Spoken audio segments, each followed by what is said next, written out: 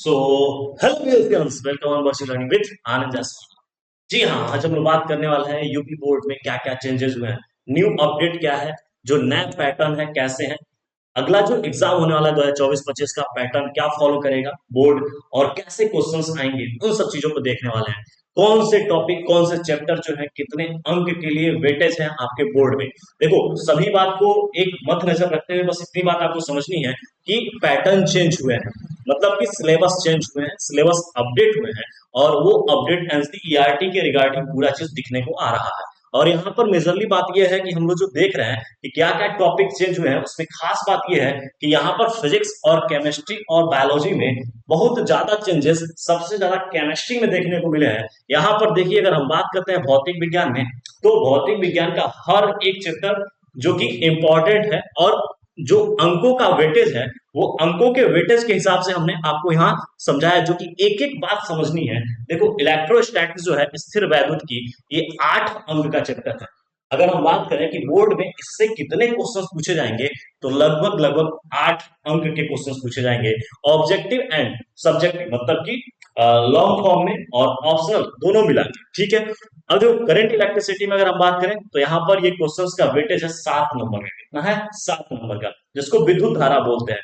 यहाँ पर देखिए, जो मैग्नेटिज्म है, जो हम बात करते हैं विद्युत धारा का चुंबकीय प्रभाव तथा चुंबकत्व, ये एक यूनिट है।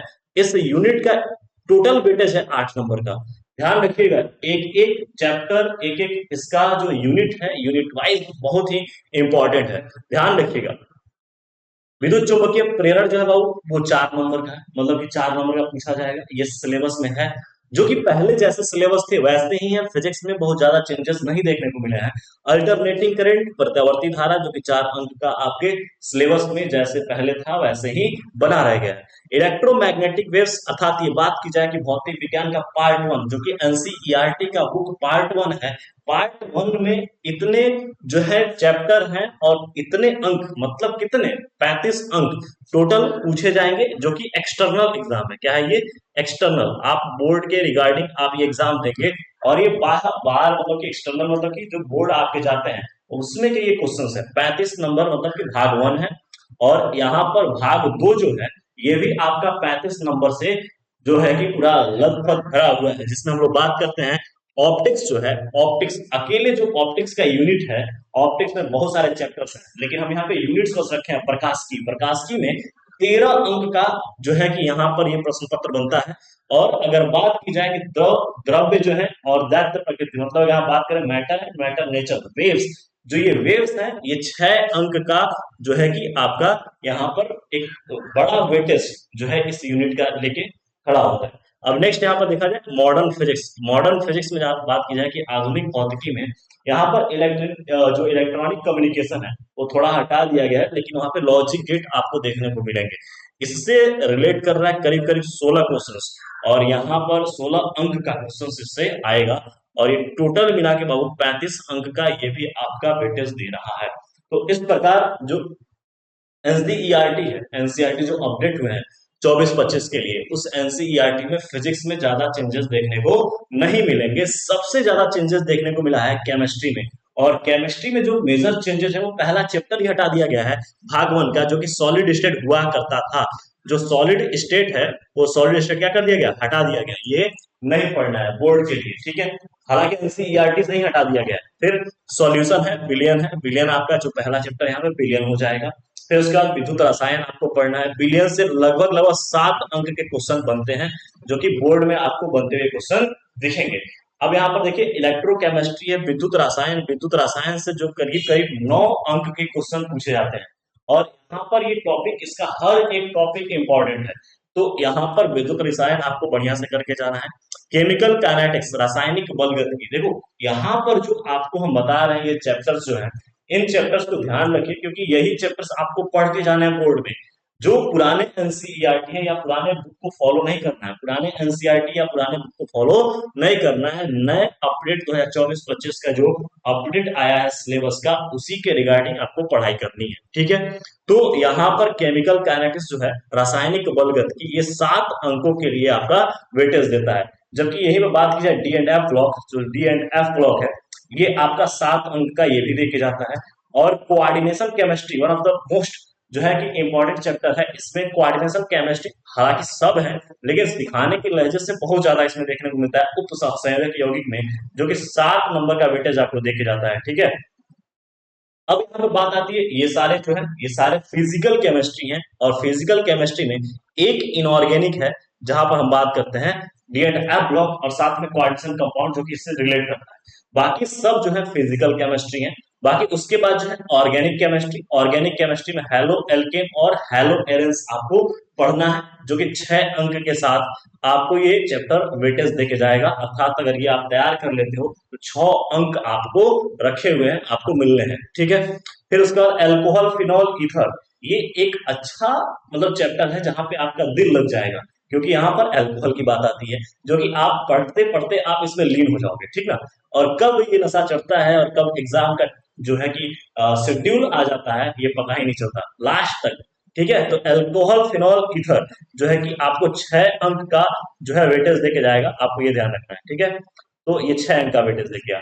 फिर एल्डिहाइड और कीटोन, देखो एल्डिहाइड और कीटोन जो है, एल्डिहाइड और कीटोन एंड कार्बोक्सिलिक एसिड, ये जो है बाबू 8 अंक का वेटेज देता है आपके बोर्ड में। और साथ में जो एमीन्स है, एमीन्स 6 अंक का जो है वेटेज है आपके बोर्ड के एग्जाम में। और फिर साथ में देखा जाए तो लास्ट जो चैप्टर है वो है बायोमोलिक्यूल्स, जो कि आपको बायोलॉजी में भी क्लास 11th में आप पढ़े होंगे, यूनिट 3 जो है बायोमोलिक्यूल्स, वहां से और यहाँ पर कुछ रिलेट करा के कुछ चीजों को आप पढ़ लेंगे तो यहाँ पर ये 7 अंक का वेटेज आपको मिल जाएगा और आपका स्कोर बढ़ जाएगा 7 अंक, और बोर्ड में आप एक अच्छा स्कोर कर पाएंगे। ये 70 नंबर का जो है ये आपका एक्सटर्नल एग्जाम है। सर 30 नंबर कहाँ गया? 30 नंबर आपके जो है प्रैक्टिकल है और उसमें थीसिस है, सब कुछ मिला के 30 नंबर का है। ठीक है, तो वो इंटरनल है और इंटरनल के साथ साथ जो आपके स्कूल में जो बाहरी टीचर आते हैं जो प्रैक्टिकल करते हैं, वाइवास लेते हैं, उनके लिए वो 15-15 दो भागों में खंडित किया जाता है और 30 नंबर वहां से आपको मिलते हैं। तो 70 नंबर तो ये हो गए, 70 एक्सटर्नल आप मेहनत करके अपने दम पे लाएंगे और 30 नंबर आप प्रैक्टिकल के दम पे लाएंगे। ठीक है, अब रही बात की बायोलॉजी में कितना बदलाव आया है, तो बायोलॉजी में मेजर चेंजेस ज्यादा नहीं आए हैं, जो कि आपका पहला जो यूनिट है उसी पहले यूनिट में रिप्रोडक्शन इन ऑर्गेनिज्म हट गया है, रिप्रोडक्शन इन ऑर्गेनिज्म हट गया है, ये हट गया है। पहला जीवो में जन्म, हिंदी में बोलते हैं जीवो में जन्म, जबकि जेनेटिक्स में पूरा पार्ट आपको पढ़ के जाना है, जेनेटिक्स का यूनिट पूरा पढ़ के जाना है। फिर बायोलॉजी, बायोलॉजी में अगर बात की जाए कि ये ह्यूमन वेलफेयर में जो कुछ एक एक चैप्टर जो है कि आपको बोर्ड के गाड़ी नहीं पढ़ के जाना है। ठीक है, बायोटेक्नोलॉजी एंड इट्स एप्लीकेशन ये पूरा कवर करके जाना है, और साथ में इकोलॉजी एंड एनवायरमेंट्स ये पूरा करके कवर करके जाना है, ये आपका यूनिट है।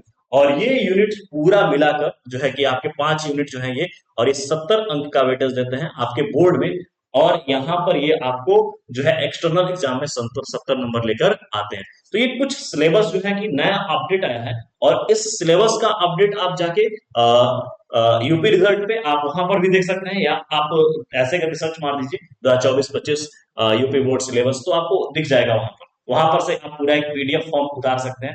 अगर आपको चाहिए होगा पीडीएफ फॉर्म तो आप कमेंट कर दीजिएगा, हम लोग वहां पे पिन कर देंगे पीडीएफ, और वहां से आप पीडीएफ ले लीजिएगा। हालांकि आप चाहें तो ये स्क्रीनशॉट लेके आप पूरा रख सकते हैं, ताकि आपको पता हो कि हर एक चैप्टर का वेटेज कितना है आपके बोर्ड एग्जाम में, और यहाँ से आपकी पढ़ाई अब स्टार्ट होनी चाहिए बेहतर तरीके से। कुछ जो है कि चैप्टर्स के टॉपिक हमने कवर कर रखे हैं इस चैनल पे, जो कि अभी और लेक्चर्स आने के लिए हम लोग प्रेरित हो रहे हैं। आप जो है कि आपका जो एक क्वेश्चन आता है सर क्लास कब से स्टार्ट होगा, तो अभी हम लोग ऑफलाइन में, जैसे कि हम ऑफलाइन में बिजी थे, अब ऑफलाइन से थोड़ा सा हटके आपके पास आने की टाइम हो चुकी है, और अब जल्द ही मुलाकात करेंगे हम लोग क्लास 12th का जो बैच है प्रहलाद बैच में। और आप ये सिलेबस से अपडेट हो जाइए, और आपके पास यदि बुक नहीं है तो एनसीईआरटी बुक को फॉलो करिए, अदरवाइज आपको किसी और बुक को फॉलो नहीं करनी है। हाँ, अगर आपको क्वेश्चंस मिल रहा है लगाने के लिए तो किसी के बुक से क्वेश्चंस लगाओ, क्वेश्चन तो आपको जितना ज्यादा प्रैक्टिस करेंगे उतना ही अच्छा है। ठीक है, तो मिलते हैं हम लोग नेक्स्ट लेक्चर में। So thank you,